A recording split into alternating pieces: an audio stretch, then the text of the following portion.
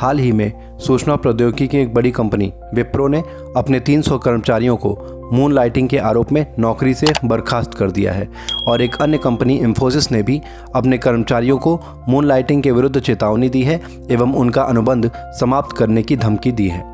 वहीं दूसरी ओर online food company Swiggy ने उद्योग पहले या इंडस्ट्री फर्स्ट नीति की घोषणा की है और अपने कर्मचारियों को मून लाइटिंग या दोहरे रोजगार की अनुमति दे दी है।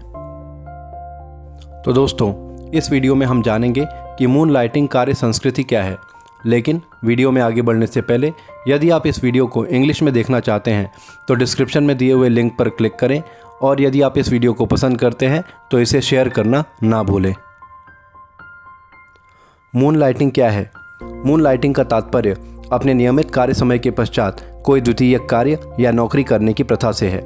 यह द्वितीयक नौकरी प्राथमिक नियोक्ता की जानकारी के बिना की जाती है और आमतौर पर रात में या सप्ताहांत अर्थात वीकेंड पर ली जाने वाली साइड जॉब होती है। मून लाइटिंग वाक्यांश तब प्रसिद्ध हुआ जब अमेरिकियों ने अपनी आय के स्रोत के लिए अपनी नियमित 9 से 5 की नौकरियों के अलावा दूसरी नौकरियों की तलाश करना शुरू किया। अब हम समझेंगे कि कर्मचारियों के बीच मून लाइटिंग कार्य संस्कृति क्यों विकसित हो रही है। वर्तमान परिदृश्य में मून लाइटिंग कार्य संस्कृति का एक बड़ा कारण वर्क फ्रॉम होम कार्य पद्धति है। कोरोना के पश्चात वर्क फ्रॉम होम कार्य पद्धति में कंपनियां अब घड़ी घड़ी आउट टाइम शीट के माध्यम से अपने कर्मचारियों पर नज़र नहीं रख सकती, जिससे मून लाइटिंग कार्य संस्कृति को बढ़ावा मिला है। कोविड-19 की शुरुआत के साथ लॉकडाउन के कारण अर्थव्यवस्था ठप होने लगी और हज़ारों कर्मचारियों की छंटनी हुई। इसने कर्मचारियों को नौकरी की सुरक्षा बनाए रखने के लिए कई नौकरियों की खोज करने के लिए प्रेरित किया। मून लाइटिंग कार्य संस्कृति का एक अन्य प्रेरक अधिक खर्च करने की प्रवृत्ति भी है। यदि कर्मचारियों की प्राथमिक नौकरियों में उनका वेतन कम है और उन्हें अपनी ज़रूरतों को पूरा करने के लिए आय के अतिरिक्त स्रोत की आवश्यकता है या प्राथमिक आय उनकी भव्य जीवन शैली की मांगों को पूरा करने के लिए पर्याप्त नहीं है, तो कर्मचारी अतिरिक्त आय के लिए दूसरी नौकरी का विकल्प भी चुन सकते हैं।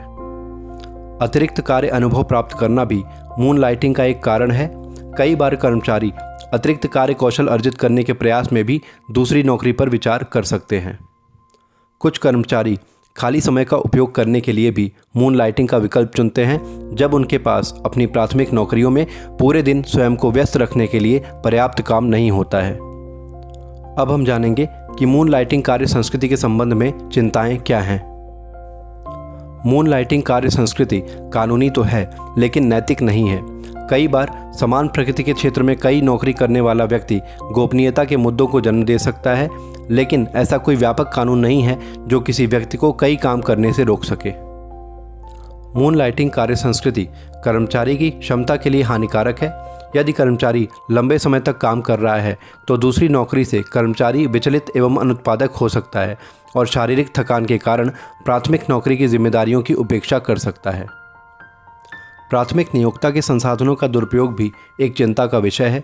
कर्मचारी अपनी दूसरी नौकरी के लिए प्राथमिक नियोक्ता के संसाधनों का उपयोग कर सकते हैं, जिससे परिचालन खर्च बढ़ जाता है।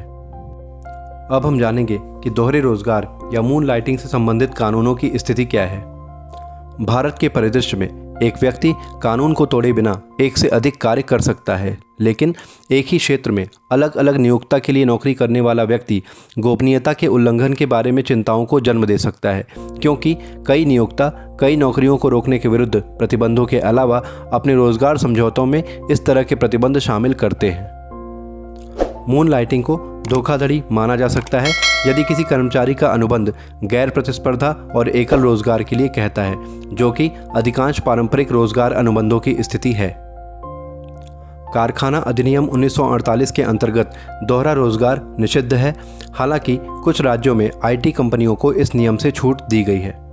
अब हम जानेंगे कि दोहरे रोजगार या मून लाइटिंग से संबंधित कानूनों की स्थिति क्या है। भारत के परिदृश्य में एक व्यक्ति कानून को तोड़े बिना एक से अधिक कार्य कर सकता है, लेकिन एक ही क्षेत्र में अलग अलग नियोक्ता के लिए नौकरी करने वाला व्यक्ति गोपनीयता के उल्लंघन के बारे में चिंताओं को जन्म दे सकता है, क्योंकि कई नियोक्ता कई नौकरियों को रोकने के विरुद्ध प्रतिबंधों के अलावा अपने रोजगार समझौतों में इस तरह के प्रतिबंध शामिल करते हैं। ब्रिटेन में एक दूसरा रोजगार एक कर्मचारी की कर स्थिति को बदल सकता है, लेकिन इसे पहले नियोक्ता के पेरोल विभाग में स्पष्ट रूप से नोट नहीं किया जाएगा और शायद बड़े संगठनों में इसकी रिपोर्ट भी नहीं की जाएगी। वहीं दूसरी ओर अमेरिकी कर प्रणाली सरल है क्योंकि यह स्वमूल्यांकन और स्वैच्छिक रिपोर्टिंग के विचार पर बनी है। अब हम समझेंगे कि इन सभी स्थितियों को देखते हुए मून लाइटिंग कार्य संस्कृति के विषय में आगे की राह क्या होनी चाहिए।